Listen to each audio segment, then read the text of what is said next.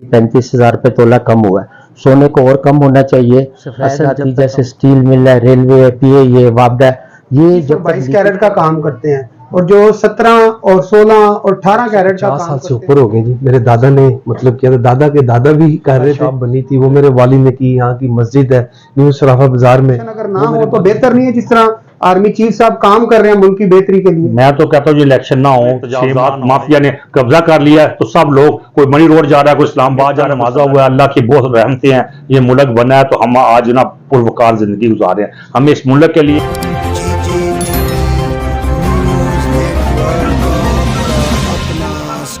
नाज़रीन, मेरे चैनल को लाइक, शेयर और सब्सक्राइब जरूर किया करें ताकि ऐसी इंटरेस्टिंग बेहतर है कि जिस तरह डॉलर नीचे आया है और कह लें कि सोने में भी काफी गिरावट नजर आई है, तो मुझे ये बताएं कि इस पे आपके काम पे क्या फर्क पड़ेगा इसके। अस्सलाम वालेकुम। पहले तो मैं जे टीवी का शुक्रिया अदा करता हूँ कि उन्होंने मेरा इंटरव्यू के लिए मुझे मेरा इंतखाब किया। जैसे भाई ने आपने पूछा कि सोने में गिरावट आई है, जब से ये डॉलर 315-320 से नीचे आया है तो सोना भी 35,000 रुपये तोला कम हुआ है। सोने को और कम होना चाहिए। असल जब तक हम IMF के एजेंडे से बाहर नहीं निकलेंगे, कुछ भी कर लें, उस वक्त तक हमारी तरक्की नहीं हो सकती। तो क्या कहते हैं कि सोना और नीचे आना चाहिए? जी, सोना और नीचे आना चाहिए और सोने को जहां से सोना आता है स्मगल होकर वहां से रोका जाए। बॉर्डरों पे सोने को रोका जाए, जिस तरह ईरान सोना जा रहा है, अफगानिस्तान सोना जा रहा है। सोने को पाकिस्तान से जाना नहीं चाहिए, पाकिस्तान में आना चाहिए, फिर ये हमारी कामयाबी का राज है। और इसी तरह एक और आपने आपके जे टीवी के तवज्जो से बताना चाहता हूँ कि जब तक ये हम सफेद हाथी जैसे स्टील मिल है, रेलवे है, पीए, ये वापडा, ये जब तक लीकेज को हम नहीं रोकेंगे उस वक्त तक हमारा कुछ नहीं बनता। अगर हम $6 अरब बिजली का रिलीफ आम 200 यूनिट वालों को दे सकते हैं तो उसमें से एक, अगर पीए में इतना खसारा है कि वो सारा कुछ देने के बावजूद भी पीए जो है वो नुकसान में जा रहा है, तो ये चीज़ों के पे भी चीफ ऑफ आर्मी स्टाफ को नज़र रखनी चाहिए और उनको चाहिए कि भाई ये जो सोना है ये स्टेट बैंक दे अगर सोना, तो ये सोने का नर्ख और भी कम हो सकता है। जो मुस्लिम रेट निकलता है वो ना निकले और स्टेट बैंक सोना दे और वहीं से इसका सोने का नर्ख दे दिया जाए। तो मुझे ये बताएं, जो सराफा हजरात हैं ये भी डॉलर का काम करते हैं या खाली गोल्ड का ही करते हैं? नहीं, इसमें से कोई चंद 1% भी नहीं है जो इसके काम करते हो डॉलर, या उसका कोई कस्टमर आए तो उससे वो ले लेते हैं, मगर अब उसको भी हमने सख्ती से मना कर दिया है कि किसी कस्टमर को प्योर गोल्ड और उससे किसी किस्म की गैर मुल्की करेंसी ना खरीदे। अच्छा सर, मुझे ये बताएं, जो है कि शादी ब्याह तो आपको मालूम है कि जेवरात के बगैर हो ही नहीं सकता, बहुत जरूरी चीज है। तो इस जो महंगाई के इस दौर में भी मुझे ये बताएं कि क्या आपकी जो दुकानदारी है, जो सेल है, ठीक है? नहीं, सेल में बहुत ज्यादा फर्क है। जब से कोरोना आया, कोरोना के बाद से 70% जो कस्टमर है वो बेचने वाला है और 30% खरीदार है। खरीदार भी इस वजह से है कि हमारे एशिया में, ये हमारे एशिया का कल्चर है कि जो भी है, चाहे वो कोई अंगूठी दे, कोई बाली दे अपनी बहन को, बेटी को, या उसमें, तो उस वजह से ये थोड़ा बहुत काम चल रहा है। बाकी जिस तरह दूसरे काम मुतासर है, इसी तरह हमारा काम भी बहुत ज्यादा मुतासर। बेचने वाले ज्यादा और खरीदार कम है। और मुझे ये बताएं कि आपके ऊपर कोई सेल टैक्स भी है? जी, सेल टैक्स मतलब लगाया था, मगर उस पर हमने बहुत सारी कोशिश की और उस पर पूरे पाकिस्तान में इस पे खिलाफ एहतजाज हुआ, क्योंकि सेल टैक्स जो है ना, ये हमारी लग्जरी आइटम है। ये किस दौर में हुआ आपके ऊपर सेल टैक्स? ये सेल टैक्स तो कजलबाश 1978 के जमाने में 10% से चार्ज लगाया था। फिर उस वक्त हमारे बावजाद ने 4 माह इसके लिए हड़ताल की और फिर उस वक्त उनको खत्म करना पड़ा। मुशर्रफ दौर की बात कर रहे हैं? कजलबाश 1978 में पहली दफा सरचार्ज लगा था। और ये मुशर्रफ के दौर में भी एक हुआ जी, ये था, मुशर्रफ के दौर में जी, एक उसके बाद 1998 में इसके ऊपर फिर उन्होंने सेल टैक्स लगाने की कोशिश की, मगर उसमें 90% गोल्ड को एग्जेम्प्ट करके 10% जो ऊपर मेकिंग और पॉलिश पे उस पर सेल टैक्स लगा और 50 लाख से जिसके ऊपर सेल थी उसके ऊपर ये था। सैयद आसिम मुनीर जो हैं आर्मी चीफ हैं, अनवारुल हक काकड़ साहब हैं, इनको कोई पैगाम देना चाहे जिससे मुल्क में बेहतरी आ सके? हाँ जी, इनके लिए पैगाम है अपने निगरान वज़ीर आज़म के लिए और चीफ ऑफ आर्मी स्टाफ के लिए कि ये जो अफराते ज़र की कमी है, जो हमारी करेंसी डिवैल्यू होती है, इसमें इनको चाहिए कि जो गोल्ड के रिजर्व है ना अपने, इसको गोल्ड में कन्वर्ट कर लें। जो कि छोटे छोटे मुल्क हैं, ब्रुनेई है, कीनिया है, उन्होंने अपनी मैशियत को संभाला, उन्होंने क्या किया कि उसमें कोरिया उन्होंने अपने जो रिजर्व से उसको उन्होंने सोने में कन्वर्ट कर लिया। सोने में कन्वर्ट करेंगे तो जो अफरात ज़र की कमी है और जो ये गैर करेंसी को छापते हैं बगैर वजह के, इनके पास गोल्ड के रिजर्व होंगे तो उसी तरह उसको करेंसी को छापेंगे, तो जिसकी वजह से जो ये हमारी करेंसी डिवैल्यू होती है रोज बरोज ये कम हो जाएगी। अच्छा सर, ये एक आखिरी सवाल है आपसे मेरा, जो लोग आपसे जेवरात खरीदने आते हैं, बाज़ तो दुकानदार बहुत अच्छे हैं जो 21 और 22 कैरेट का काम करते हैं, और जो 17 और 16 और 18 कैरेट का काम करते हैं, उनके लिए क्या कोई आपकी कोई है ऐसा कानून आपकी? ये असल तो पूरी दुनिया में इसका कानून है कि बल्दिया जो वो स्टैंप लगाती है, मगर यहाँ हमारे चेक एंड बैलेंस का है नहीं है। मगर जो अच्छी मार्केटें जैसे सराफा बाजार है, मरी रोड है, तो इस्लामाबाद है, ये अब कंट्रोल जो अपना क्वालिटी कंट्रोल है इस पर बहुत तवज्जो देती है और बहुत ज़्यादा यहाँ पे आपको मेयारी सामान ही मिलता है। और छोटे छोटे कोई कस्बात है या वहाँ कोई 18 कैरेट देता है तो उसको भी चाहिए कि वो 18 कैरेट की उस पर स्टैंप लगाए। तो ये काम तो गवर्नमेंट का, बल्दिया को चाहिए कि इस पे चेक एंड बैलेंस रखे, और ये जो आप कहते हैं शिकायत है जो कस्टमर को आती है वो ना आनी चाहिए। चलिए शुक्रिया जी। सुहेल खुर्शीद साबरी साहब है जी हमारे साथ, और ये मैं आपको बता दूं कि जब से पाकिस्तान हिंदुस्तान बना है और उसके साथ ही ये सराफा बाजार बना था, और आज मैं आपको बता दूं कि ये हम उस शॉप पे बैठे हुए हैं जो पाकिस्तान सराफा बाजार की फर्स्ट दुकान है, और उसके साथ ही खालिद ज्वेलर है। ये दो दुकानें हैं, खालिद साहब भी आगे, रशीद ज्वेलर खालिद साहब की है जी, तो एक गुलजार ज्वेलर है। अच्छा जी। जी सुहेल साहब, मुझे ये बताएं आप ये काम कब से कर रहे हैं ज्वेलरी का? ये जी हमें काम करते हुए 150 साल से ऊपर हो गए जी। मेरे दादा ने मतलब किया था, दादा के दादा भी कर रहे थे, मगर जहाँ तक हमारा वो है 150 साल से ऊपर हो गए। दिल्ली से था पहले आपका? जी दिल्ली चांदनी चौक कूचा नटुल लाल में हमारा वो घर था, और चांदनी चौक में हमारी दुकान थी। तो ये जो गुलजार नाम है ये 150 साल पुराना नाम है। तो जब आप इंडिया से आए हैं तो कुछ लेके आए थे साथ के उधर ही छोड़ आए थे साथ? नहीं, हम क्या लेके आना था, हम तो उधर ही छोड़ के आए हैं। हमारा घर बार था, सब कुछ था, हमारे जो अबाउजदार थे वो सब इसी तरह खाली आती आए थे, लेके तो कुछ भी नहीं आए थे। तो सर आप तो माशाल्लाह काफी छोटी उम्र में सराफा बाजार आ गए थे, तो जब आप सराफा बाजार आए थे तो उस टाइम क्या रेट था सोने का? मैं जब आया हूँ जी तो सोने का रेट 1700 रुपये तोला था। 1700 रुपये तोला था जी, 1700 रुपये तोला था जब मैं आया हूँ। सही। तो अब आ गए जी 2,12,200 रुपये तोला आ गए। तो सर आगे क्या देखते हैं? अगर दिन ब दिन ऐसे ही महंगाई होती रही तो कल को भी सोना खरीदेगा? बस ये जिन लोगों की जरूरत होती है, जो लोग इंटरेस्ट लेते हैं वो थोड़ा बहुत तो करते। पहले लोग बहुत लेते थे सोना, अब ये जो था 100 तोले 50 तोले वो चंद तोलों में आ गया, 1 तोला 2 तोले तक जो है ना जी लोग कोशिश करते हैं। किसी जमाने में 3 लड़ा 4 लड़ा हार होता था, काफी वजनी होता था, वो माजी बन गया जी। अब माजी बन गया, वो माजी बन गया। तो सर अब दिन ब दिन जो सोने की कह लें कि कमाई है वो दिन ब दिन गिरती जा रही है और कस्टमर भी कम होता जा रहा है, तो कैसे ये सारा मैनेज करते हैं? बिजली का बिल, मुलाजमों की तनख्वाहें और ये वो सारे मामला?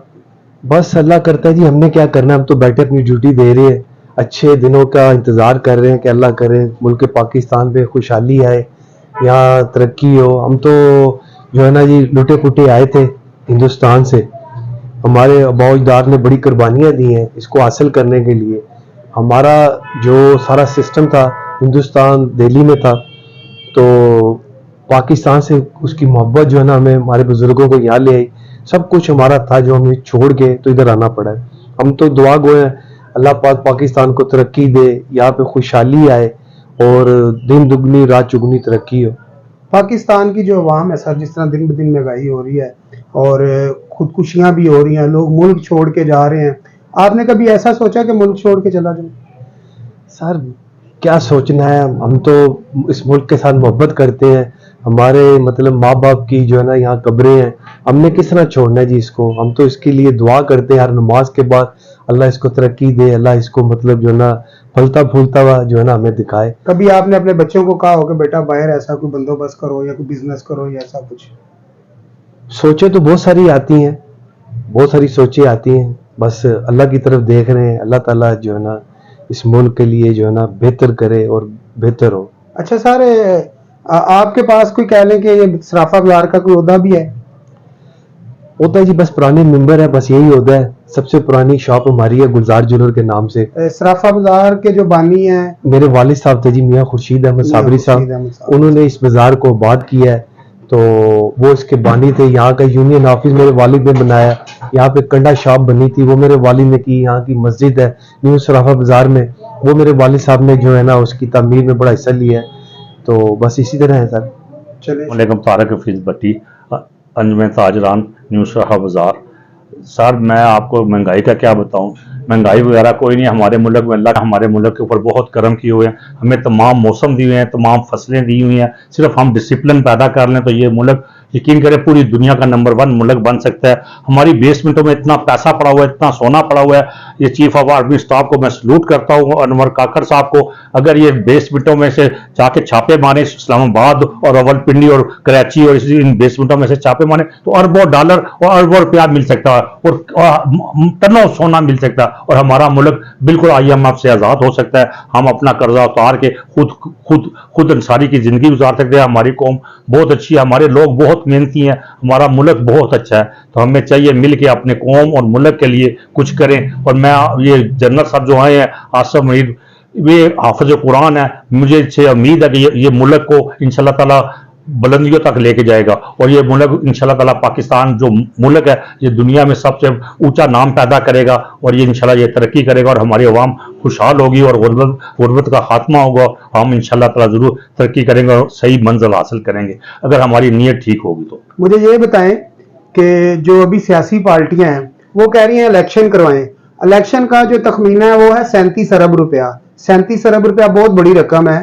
जब जनरल इलेक्शन होगा तो 37 अरब रुपए के चेक वगैरह और ये वो जो है कि इलेक्शन कमीशन के अकाउंट में डाल दिए गए हैं। कि अगर आप क्या समझते हैं इलेक्शन अगर ना हो तो बेहतर नहीं है, जिस तरह आर्मी चीफ साहब काम कर रहे हैं मुल्क की बेहतरी के लिए? मैं तो कहता हूँ ये इलेक्शन ना हो, 6 माह ना हो, 1 साल ना हो, जब तक मईशत मजबूत ना हो, ये गुर्बत मुल्क से खत्म ना हो, महंगाई का खात्मा ना हो। ये आर्मी चीफ को मैं सलूट करता हूँ, उसके लिए दुआ गो हूँ कि अल्लाह ताला ऐसा आर्मी चीफ लेके आया जो जिसको इस मुल्क का, इस कौम का और पाकिस्तान का दर्द है। इसने छापे मारे, इसने कानून बनाया कि मैं छापे मारूंगा और मैं इसने जखीरा अंदोजों के खिलाफ कार्रवाई की है, ये करेंसी माफिया के खिलाफ कार्रवाई की है, अब सोना माफिया के खिलाफ कार्रवाई करने जा रहा है। मैं से सलूट, अगर ये हो जाए, यकीन करें जो चंद बंदे जो इस मुल्क को ब्लैकमेल कर रहे हैं, जो एक चंद लोगों का जो एक टोला माफिया बना हुआ है उसका किला कमा हो जाए तो ये मुल्क तरक्की कर देगा। गरीब आवाम इसको बहुत दुआएं देंगी, अल्लाह ताला इसे बहुत इज्जत देगा और अल्लाह ताला इसे जिंदगी दे, सेहत दे और अल्लाह ताला इसे मज़ीद जुर्रत दे ताकि ये अच्छे काम कर सके और हमारे मुल्क का नाम रोशन कर सके और गरीबों की दुआएं ले। कोई ऐसी निशानदेही आप करवा सकते हैं कि किसी के पास पैसा पड़ा हो या मैं सर आपको बता रहा हूं कि हमारी बेसमेंटों में इस्लामाबाद की, कराची की, लाहौर की बेसमेंटों में अरबों रुपया पड़ा हुआ, उन्हें पता ही नहीं हमारे पास कितना पैसा है, कितना पैसा उन्हें पता ही नहीं है। इन्हें पता है, ये देखे मैं एक आम आदमी हूं, मैं एक जहिल आदमी हूं, मैं इतना पढ़ा लिखा बंदा नहीं हूं। मुझे जब ये बात पता है तो जो बैठे हुए करीम जो हमारी थिंक टैंक बैठा हुआ है उसे हर बात पता है कि किसके पास क्या कर रहा है। और अरबों रुपए की गाड़ियां खड़ी हैं यार उनके कोठियों के बाहर, करोड़ों रुपए की गाड़ियां खड़ी हैं, क्या इन्हें नजर नहीं आती?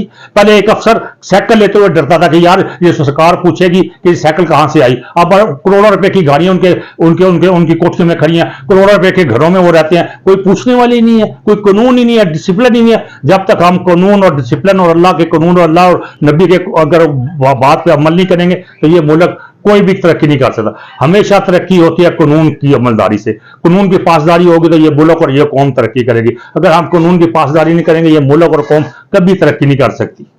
मुझे ये बताएं कि आपके बाजार का, न्यू सराफा बाजार का एक इशू रहा है हमेशा से ट्रैफिक के हवाले से। कस्टमर आता है, उसके पास जो गाड़ी है, मोटरसाइकिल है, उसके पास पार्किंग के लिए जगह नहीं है।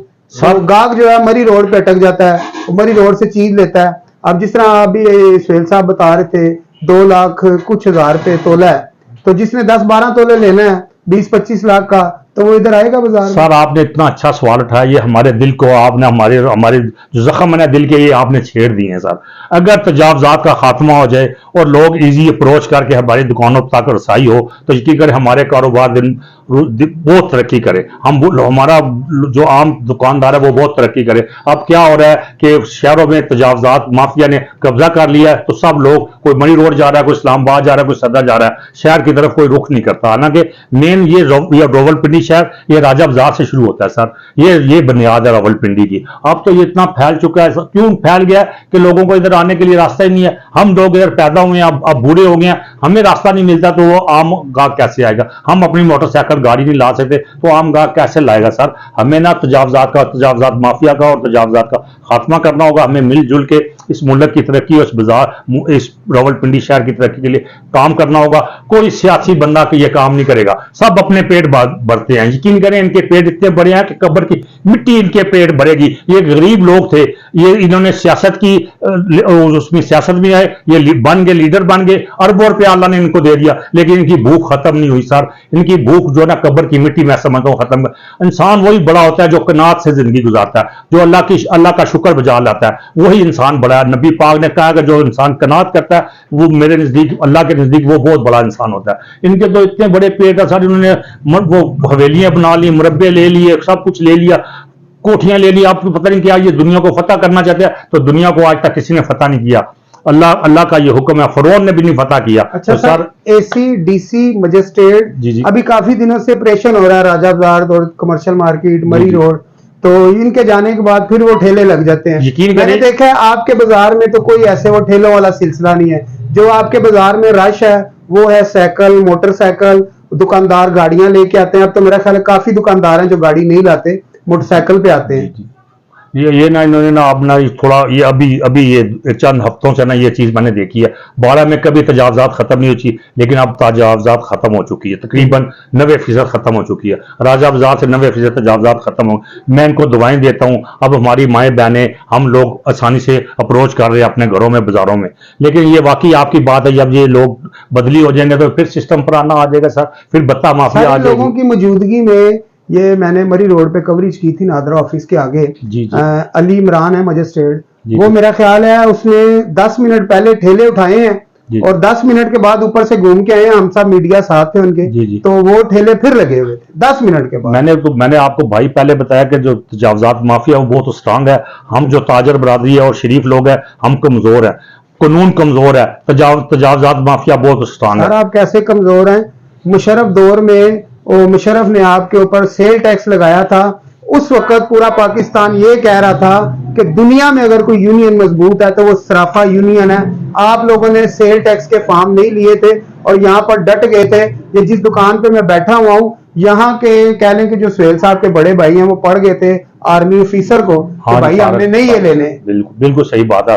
आप कैसे कमजोर है? अभी तो यूनियन मैं बताऊं ना, हमारी यूनियन बहुत मजबूत है, लेकिन हम में भी काली बेड़े हैं जो ये जो ठियों वालों से बत्ते लेते हैं, अपनी दुकानों के आगे ठिये लगवा लेते हैं। इन्हें शर्म आनी चाहिए। अल्लाह ने हमें इतना नवाजा हुआ है, अल्लाह की बहुत रहमतें हैं, ये मुल्क बना है, तो हम आज ना पुरवकार जिंदगी गुजार रहे हैं। हमें इस मुल्क के लिए और इस बाजार के लिए कुर्बानियां देनी पड़ेंगी। हम सब मुत्तहिद होंगे तो इंशाल्लाह ताला हमारी कौम, हमारा मुल्क जरूर तरक्की करेगा। मैंने पहले आपको बताया, हमारी कौम, हमारे लोग बहुत मेहनती, बहुत अच्छे हैं, बहुत ही गैरतमंद कौम है, लेकिन हमें ना डिसिप्लिन नहीं मिला, हमें कोई लीडर अच्छा नहीं मिला, या हमें कोई अच्छे लोग नहीं मिले। अब ये आसफ मुनीर जर्नल साहब मिले हैं, लेकिन हम इनके लिए दुआ गो हैं। अगर ये की पर अब ये अगर इसी तरह इन्होंने छापे मारे और बेसमेंटों में छापे मारे तो अरबों रुपया इनको मिल जाएगा, डॉलर बहुत नीचे आ जाएगा। IMF से भी पैसा IMF को हम वापस कर देंगे जनाब। पैसा, इतना पैसा है बेसमेंटों में पड़ा हुआ है लोगों के घरों में। प्लीज, और मेरा ये पैगाम आर्मी चीफ तक जरूर पहुंचाएं।